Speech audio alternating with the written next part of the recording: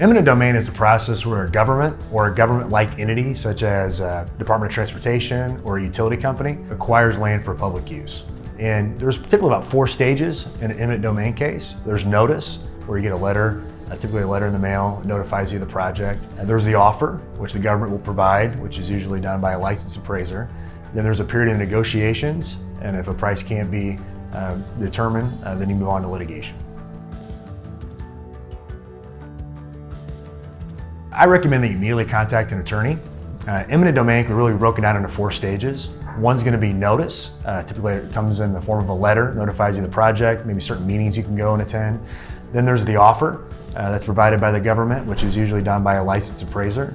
Then we move right into negotiations, and if the negotiations aren't successful, then the next stage is litigation. There are a myriad of issues to consider in the eminent domain process, whether it's a government entity that has the authority for eminent domain, whether the project is for public use, whether the appraiser has determined the best use for your property. Is it residential? Is it commercial? So it's really important to have an attorney early in the process to help you navigate through the process. In some cases, yes, but for a majority of cases, most of the time we are dealing with a government entity or a government-like entity that has the power of eminent domain, and typically the project is for public use. So for a majority of cases, what we're doing is we're trying to maximize the just compensation offer for our clients.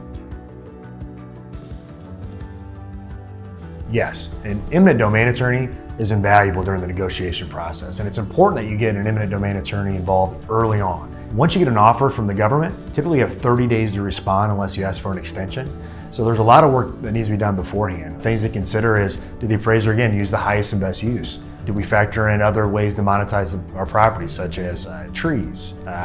Do we negotiate road cuts? Do we need to get estimates for relocation expenses? So it's important to have all that information available so we can properly negotiate your case. Not only are we real estate attorneys, but I've been in the real estate business for 20 years. I'm also a licensed Indiana real estate broker, which gives us a unique perspective on markets and how to monetize property. Also too, our fees are based off what we can get for you above the original offer. So if we don't give you any money that was originally offered, then we don't charge you a fee.